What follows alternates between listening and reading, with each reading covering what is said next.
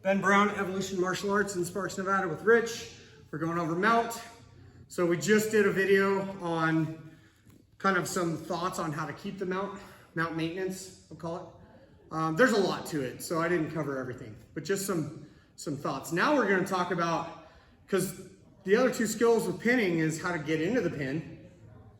So we did the video on how to keep the pin. Now we have to know how to flow to another pin. So the entry and exit out of mount, this particular way, is gonna be the same thing. Okay, so you're on your back, head pointing that way for me, perfect. In a previous video from side control when they frame, I love just going to knee on belly here. Pin, shoulder, hip, pop up. You can't stay here very long, unless this person doesn't know what they're doing. This is a transitional place. You can make people uncomfortable. I think the best possible thing you could do from right here is go to mount. So what that looks like, and I'm in favor of keeping my hands on you and not on the mat, because as soon as I touch the mat, like the only thing touching the mat right now is that foot. That means you're wearing all my weight. So as I transition, I'm gonna try to keep my hands on you, specifically on your shoulder line, because right now my shin is taking care of your hip line. So as I transition from this pin to a mount pin, I like my hands on you. Now, if you like buck me real hard or something and I have to do that, fine, right? But in general, I want my hands on you. So I go, all I'm doing, we call this windshield wipering, is I have to get this foot to that side of his hip without him capturing my foot. And you're pretty skilled, so I have to be wily about that. How do I keep you from capturing my foot? I give you other stuff to think about. Like this, right? And then boom, I settle down. And as I've been teaching, whenever I settle in mount, my first thought is double grapevines, hip in, right? I'm being nice, but like I can take my hands off. Again, you're wearing all my weight. None of me is touching the ground. All of my weight on you. The second I do this, I lessen the pressure on you. I will do this if I need to, if I'm starting to lose you. But otherwise, I want to keep all my weight on you. And this kind of sucks. Little tip for this person, round your spine, takes pressure off, hands in, elbows in, right? That's way better. Like, you can even feel, is this better? Oh yeah. It doesn't even feel as good to me. It's harder to pressure you. So, how to transition out of here. Now, we talked about it. You want to climb your mount, a lot of stuff. You want to expose arms, right? Pinning arms, exposing things. But even just for the sake of flow, like in class, let's say I'm rolling with someone who's a lot less experienced than me, and I get to mount. What do I want to feel like some big tough guy and I can just pin you for 5 minutes?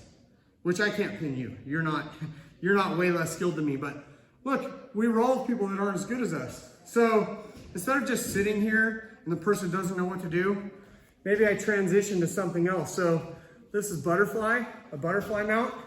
My ankles are in the crease of his hips. And look, I'm pinning you. I'm pinning your hips with my shins. And I'm pinning your shoulders with my hands. And if I have to, I can go here. I can go right back to mount from here. It's a pretty slick transition. The other thing I can do is I can go back to knee on belly. And then if I start losing you, back to side control, back to knee on belly. So we're going pin to pin to pin. I went side pin to a knee on belly pin to a mount pin. Right? I start losing them. I go to a butterfly mount. Yeah, I'm just hanging out. Back to a knee on belly pin. Back to a mount. So I can go knee on belly to butterfly mount, or I can try to get all the way to mount. Now, I don't want to be lazy here, because if I'm lazy, you're going to capture my leg, put me in half guard. I just went from something awesome to something not that awesome. Not that half guard top sucks, but I think if the person on bottom knows what they're doing, they actually have created an advantage there. We just did half guard bottom for like 2 months. So I would much rather not have you capture my leg. You know, and it's not all lost. Like I can try to go from half guard back to mount again, but it's just, I don't want to give up something awesome for something not awesome. You're losing mobility. Yeah. I'm losing what I worked so hard for. And that's, you're trying to do that. You're trying to capture my leg because now when you own my leg, you own my hips. There's lots of ways into mount. We'll cover a few. We're not going to cover every way. I'm not trying to do that. But knee on belly to butterfly mount or right to mount, and then back either through butterfly mount or right back to knee on belly. It's a thing. I like to, when I have someone, I like to just have you do it because you do things, everyone does things slightly differently, and someone might see the way you do it and might make a little more sense to them. And this is, in the last video you were saying, you wanted to go to butterfly mount because it felt right. Okay, so you're in half guard, side control, sorry. And I frame, pop up, I love that, I love that. Okay, so we're here, you're giving me stuff to think about, and then he's gonna windshield wiper into mount and go right to a double grapevine, right? This is great control. So you're not gonna lose me here, right? If you make this your habit, double grapevine, you're not gonna lose me. Okay, so now you go back to butterfly mount. Yeah, and you're surfing. Look at all your weight on me. And then go back to knee on belly. Look at that transition. So cool. Back to mount. Grapevine. Every time, at least for a little while, that you go to mount, double grapevine. Every time. Right? I'm trying to get out, so I free that. Look, oh, he's back to this mount. Let's say I start, because there's like this is an escape.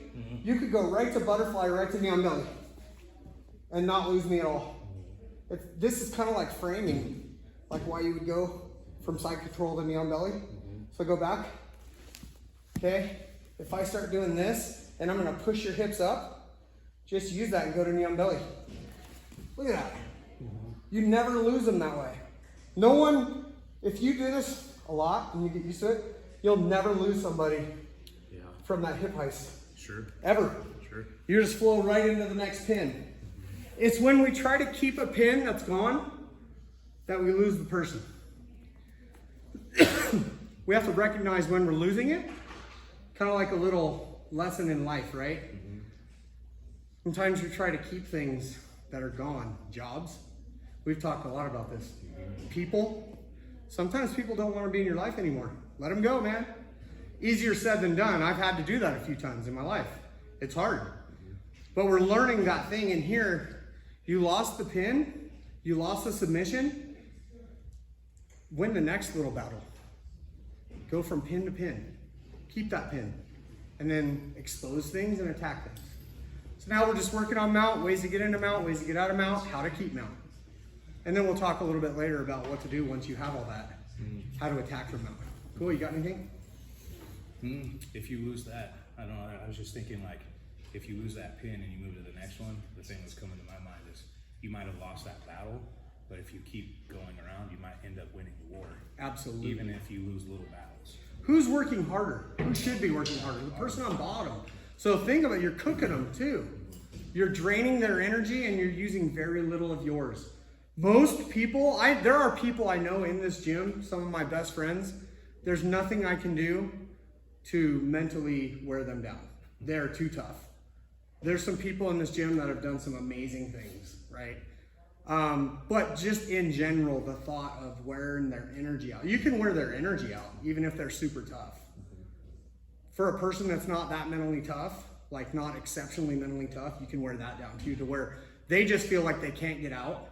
I was using the analogy of being at the pool when you're a little kid and your older brother or your cousin or some bully at the pool is shoving your head underwater and you can't get a breath.